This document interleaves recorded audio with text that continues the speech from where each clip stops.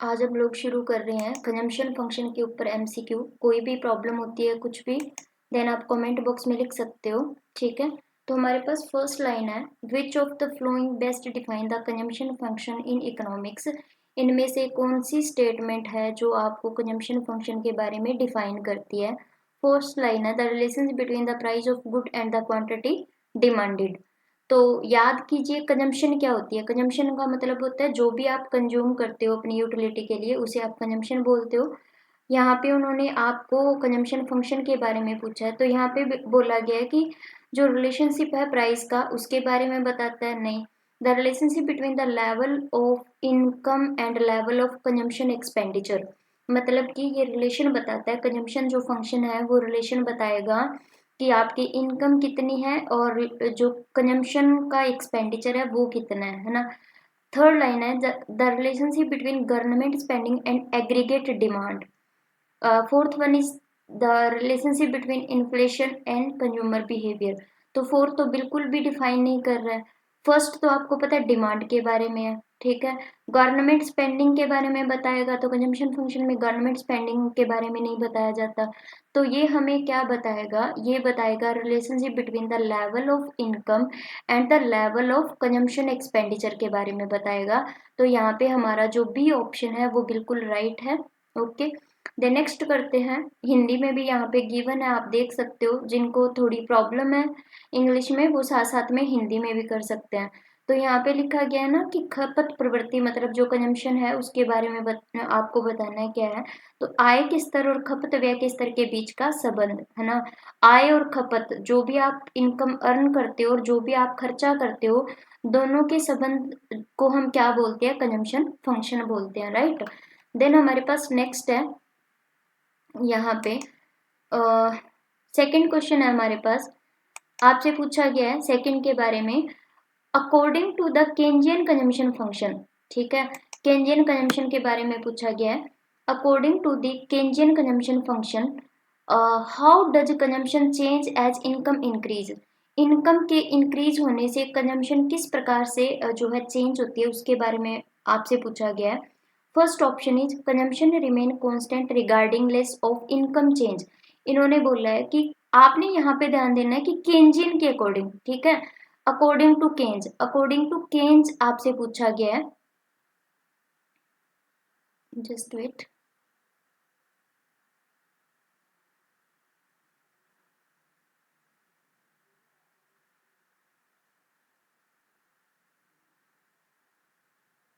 ठीक है, तो फर्स्ट हमारे पास है consumption remain constant regarding less of income change. B option is consumption increase proportionately with income increase, consumption decrease as income increase, या फिर consumption is inversely related to income. तो आप याद कीजिए केन्स के क्या व्यूज थे, क्लासिकल व्यूज क्या थे, मैंने आपको कंप्लीट वीडियो इनके ऊपर करवाई हुई है। फिर भी आपको कहीं पे भी प्रॉब्लम होती है देन आप मुझे दोबारा भी बता सकते हैं कि केंजियन थॉट क्या थे, जो है क्लासिकल थॉट क्या थे, है ना, कंजम्पशन के बारे में। तो यहाँ पे जो राइट आंसर है वो हमारा क्या रहेगा, वो रहेगा हमारा B option, consumption increase proportionately with income increase. Income के इंक्रीज होने से जो हमारी कंजम्पशन है वो भी स्टार्टिंग में इंक्रीज होती है। ये व्यूज किसका था, ये व्यूज केंज का था, ठीक है। देन हमारे पास नेक्स्ट है, थर्ड क्वेश्चन पे चलते हैं। यहाँ पे आपसे क्या पूछा गया, the marginal propensity to consume. Marginal propensity to consume के बारे में पूछा गया है। The marginal propensity to consume is, अब एमपीसी के बारे में आपने डेफिनेशन बतानी है, the change in consumption divided by change in income. The change in income divide by change in consumption. यहाँ पे देख लो थोड़ा सा चेंज है, क्या ऊपर कंजम्पशन आएगा या फिर ऊपर इनकम आएगा, उसके बारे में आपने देखना है। The total consumption divided by total income, तो आपको पता है कि हम एमपीसी में चेंज लेते हैं तो टोटल तो आएगा नहीं, तो ये हम कट कर देते हैं, आपको पता है। यहाँ पे भी टोटल लिखा हुआ है, टोटल इनकम जो है डिवाइडेड बाय टोटल कंजम्पशन, ये भी नहीं आएगा, टोटल नहीं लेते हम लोग। अब चेंज में से देख लीजिए कौन सा आएगा, तो आपको पता है जब हम एमपीसी निकालते हैं तो आप क्या लेते हो, change in consumption divide by change in income. तो यहाँ पे हमारा जो ए ऑप्शन है वो बिल्कुल राइट रहेगा, ठीक है। हिंदी में भी आप देख सकते हो क्या हमें दिया गया है, वो भी आप देख सकते हो, ठीक है। देन नेक्स्ट है हमारे पास फोर्थ क्वेश्चन हम लोग कर लेते हैं। फोर्थ में हमारे पास क्या दिया गया है, फोर्थ में which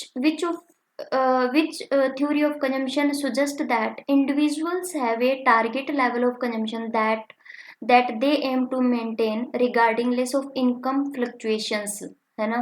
क्या दिया गया है, खपत मतलब जो कंजम्पशन है, खपत की सैद्धांतिक प्रवृत्ति के अनुसार व्यक्तियों को अपनी खपत एक लक्ष्य स्तर है जिसे वह बनाने का प्रयास करते हैं, चाहे आय की स्थितियों में फ्लक्चुएशन हो या न हो, है ना। तो ये बात किसने बोली थी, कहते हैं कि हमारी जो इनकम है वो अप डाउन होती रहती है, आपको पता है, फिर भी हम जो कंजम्पशन का लेवल है वो हम कहीं ना कहीं मेंटेन करके रखते हैं, फिक्स हम रखते हैं कि उसमें ज्यादा फ्लक्चुएशन ना हो, है ना।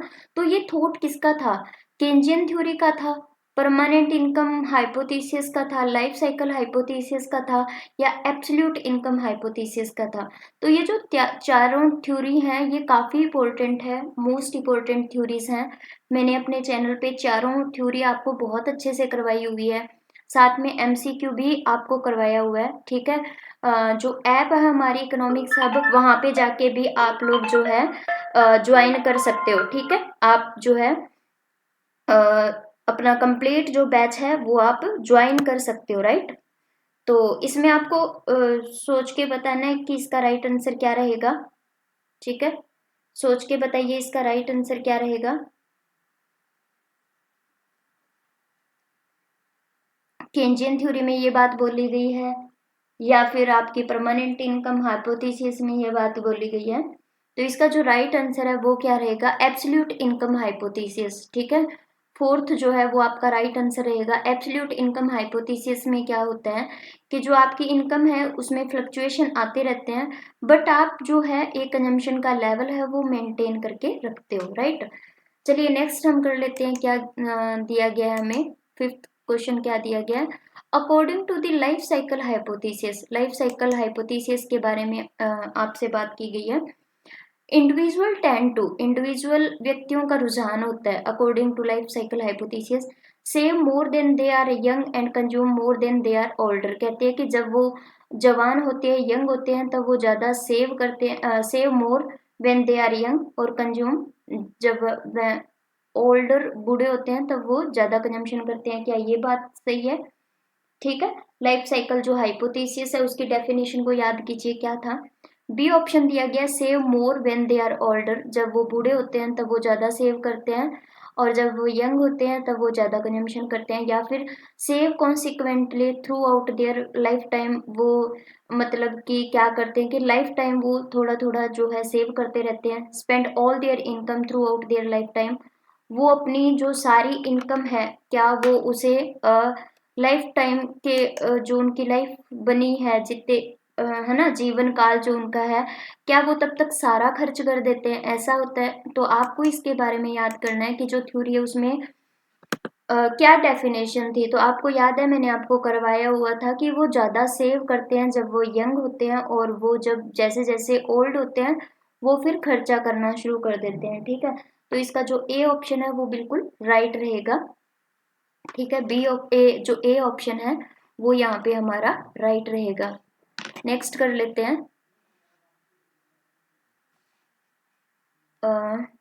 नेक्स्ट है हमारे पास, कहते हैं कि सिक्स्थ क्वेश्चन क्या गिवन है। सिक्स्थ क्वेश्चन में आपसे क्या बोला गया है, the permanent income hypothesis argue that consumption decision are based on, जो कंजम्पशन डिसीजन है वो किसके ऊपर बेस्ड है, परमानेंट इनकम हाइपोथेसिस के अकॉर्डिंग जो है हमारी करंट इनकम के ऊपर, या फिर हमारी पास्ट इनकम के ऊपर, या फिर हमारी फ्यूचर एक्सपेक्टेड इनकम के ऊपर, या फिर गवर्नमेंट पॉलिसीज के ऊपर हमारा जो है वो कंजम्पशन डिसीजन वो है डिपेंड करता है। तो परमानेंट इनकम हाइपोथेसिस के अकॉर्डिंग आप याद कीजिए मैंने आपको क्या बताया था। तो इसका जो राइट आंसर है वो क्या रहेगा हमारा सिक्स्थ का, कि जो हमारी परमानेंट इनकम है वो हमारी फ्यूचर एक्सपेक्टेड इनकम के ऊपर डिपेंड करती है, ठीक है। जो ये हमें देखना पड़ता है कि हमारी आने वाली इनकम कितनी है, उसके अकॉर्डिंग हम जो है कंजम्पशन करते रहते हैं। अगर आप बोलोगे नहीं मैम इसका तो करंट इनकम था, तो करंट इनकम एब्सोल्यूट का था, याद आया, जो एब्सोल्यूट इनकम हाइपोथेसिस है उसका जो हमारे पास आंसर रहेगा वो करंट इनकम रहेगा। पास्ट इसका बिल्कुल नहीं है, गवर्नमेंट पॉलिसी इसका बिल्कुल नहीं आएगा, तो फ्यूचर एक्सपेक्टेड इनकम के ऊपर इसका डिपेंड करता है, राइट। चलिए नेक्स्ट कर लेते हैं। नेक्स्ट हमारे पास क्वेश्चन है 7th। 7th में क्या हमसे पूछा गया है, which theory of consumption suggests that people adjust their spending habit in response to change in their wealth, both real perceived, है ना। कहते कि जो हमारी कंजम्पशन है, खपत सिद्धांत संदर्भ में लोग अपनी संपत्ति के परिवर्तनों, वास्तविक और अनुभव परिवर्तनों के प्रति कैसे अपनी व्यवहारिक जो विश्वास को संयोजित करते हैं। मतलब इस थ्योरी के अकॉर्डिंग आपको ना यहाँ पे डेफिनेशन दी गई है, तो आपको ये देखना है कि ये डेफिनेशन कौन सी थ्योरी की है, राइट। ये जो डेफिनेशन है वो कौन सी थ्योरी की है, केंजियन की है, परमानेंट की है, लाइफ साइकिल की है, या फिर रिलेटिव इनकम हाइपोथेसिस की है। तो फिर से इस लाइन को रीड आउट कीजिए, आपको क्या बोला गया है यहाँ पे, एक बार फिर से रीड आउट कर लीजिए। देखिए यहाँ पे आपको क्या दिया गया है, कहते हैं कि जो कंजम्पशन है ना, जो कंजम्पशन है तो उसमें किस तरह से जो है चेंज आता है, ठीक है। लोग अपनी संपत्ति के परिवर्तनों, मतलब उनकी जो वेल्थ है उसमें परिवर्तन आया, वास्तविक और अनुभव परिवर्तनों के प्रति कैसे अपनी व्यवहारिक जो उनका व्यवहार चल रहा है उसको किस तरह से वो चेंज करते हैं, ठीक है। तो याद कीजिए ये एडजस्ट किस प्रकार से वो करते हैं वो आपको बताना है। Keynesian theory, permanent, life cycle या रिलेटिव इनकम हाइपोथेसिस, ये आपने बताना है। तो देखिए अगर वो अपनी वेल्थ को देख रहे हैं, ठीक है, वास्तव में उनके साथ क्या चेंज हो रहा है उनको वो देख रहे हैं, उसके अकॉर्डिंग अगर वो चेंज करेंगे तो उसे हम रिलेटिव इनकम हाइपोथेसिस बोलेंगे, ठीक है, रिलेटिव। क्योंकि केंजियन थ्योरी है इसमें तो हम लोग सिर्फ इनकम को देखते हैं कि करंट इनकम कितनी है। परमानेंट इनकम में हम लोग परमानेंट हमारी इनकम या एक्सपेक्टेड इनकम को देखते हैं कि कितनी है। लाइफ साइकिल में भी हम एक्सपेक्टेड इनकम के अकॉर्डिंग जो कंजम्पशन में चेंज करते हैं।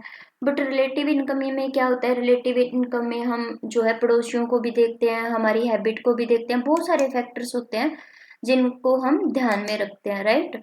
तो इसका जो डी ऑप्शन है वो बिल्कुल राइट होगा। नेक्स्ट हम 8th कर लेते हैं। 8th में हमारे पास क्या पूछा गया, इन्होंने क्या पूछा है, in the construct of the theory of relative income hypothesis, ठीक है। यहाँ पे तो फर्स्ट ऑफ ऑल इन्होंने रिलेटिव के बारे में बोला गया। What does the keeping up with the Jones concept refer to, ठीक है। ये जो अपने पड़ोसियों के साथ रहने की, इसका मतलब क्या, पड़ोसियों के साथ रहने की कंसेप्ट रेफर टू, ठीक है, किस चीज का संदर्भ है, ये जो है ना अपने पड़ोसियों के साथ रहने की, ये किसका संदर्भ है।